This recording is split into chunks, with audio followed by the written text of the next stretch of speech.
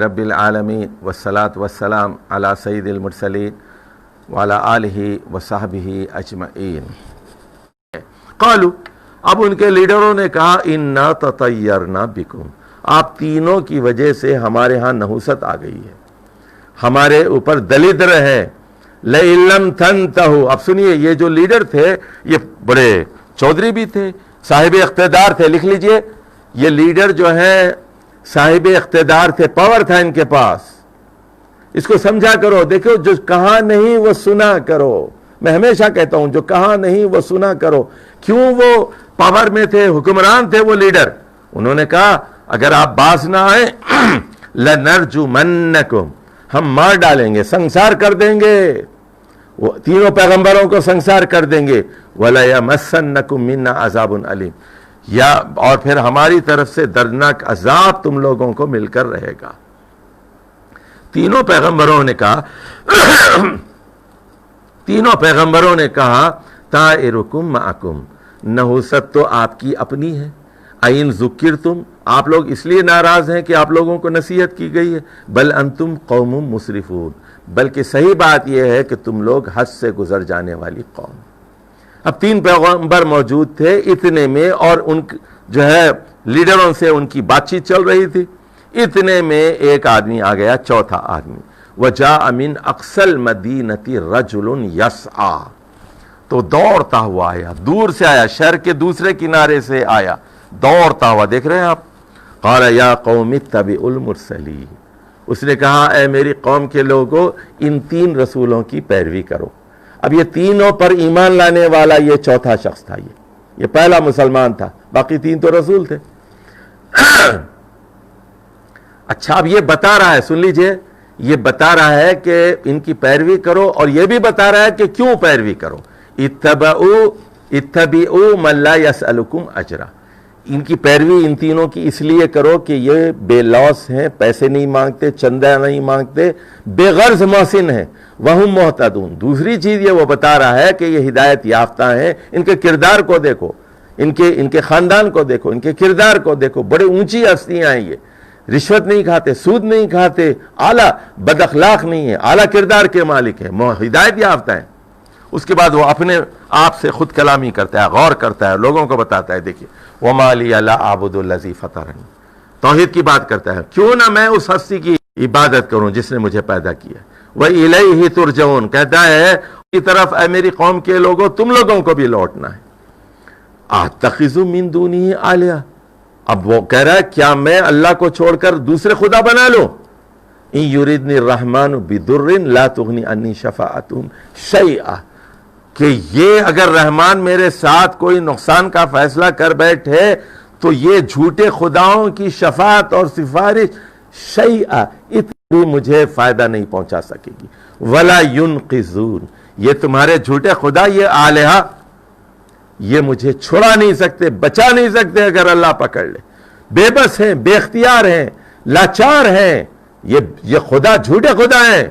انی اذن لفی ضلال مبین، اگر میں تمہارے آلہہ پر کو مان لوں، ایسی صورت میں سری گمراہی میں مبتلا ہو جاؤں گا۔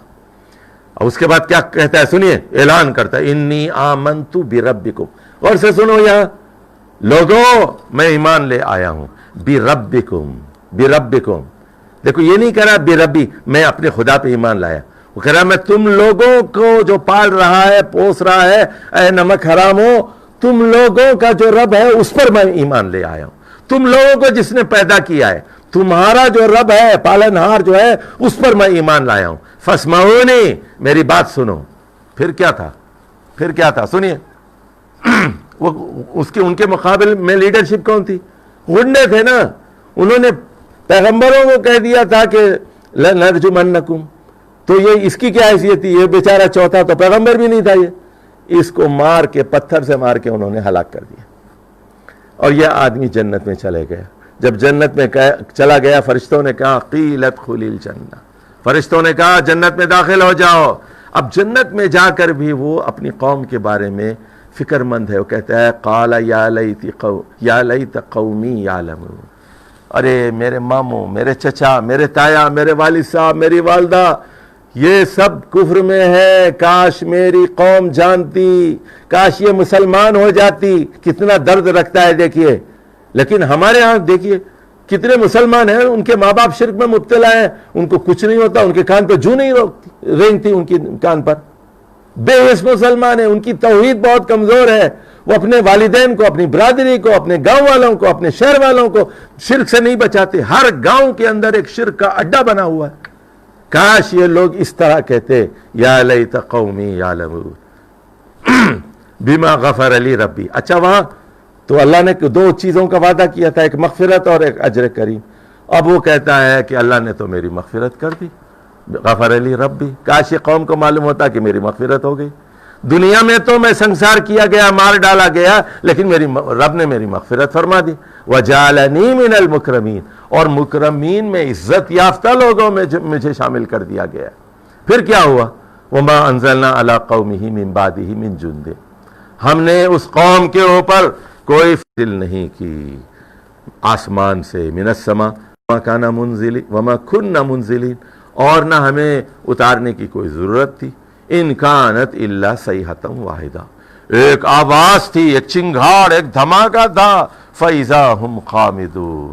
تو یہ ساری بھڑکنے والی چنگاریاں، یہ ساری لیڈرشپ جو تھی نا، جو اچھل رہی تھی، کوئی یہ جو لبرلز تھے، یہ متشکک لوگ تھے، یہ سب یہ چنگاریاں سب لیڈرشپ جو تھی، جو ہے کل کالے کپڑے پہن کر جو لیڈرشپ وہ آ گئی تھی، کرونا کے اصولوں کی خلاف ورزی کرتے ہوئے آ گئی تھی نا، کندھے سے کندھا ملا کے کھڑی ہوئی تھی۔ کیسی لیڈرشپ ہے؟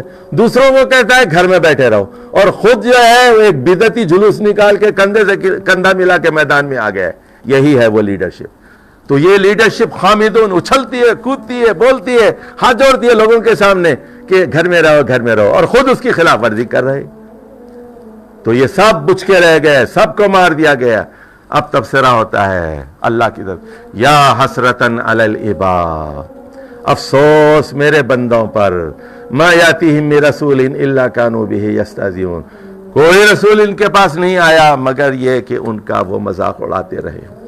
الم یروا کم اہلکنا قبلہم، کیا یہ دیکھتے نہیں کہ ہم نے ان سے پہلے کتنے لوگوں کو ہلاک کیا، من القرون، مختلف ادوار میں، انہم الیہم لا یرجعون، تو یہ ان کی طرف لوٹ کر نہیں آتے، جانے والے کبھی نہیں آتے، جانے والوں کی یاد آتی ہے۔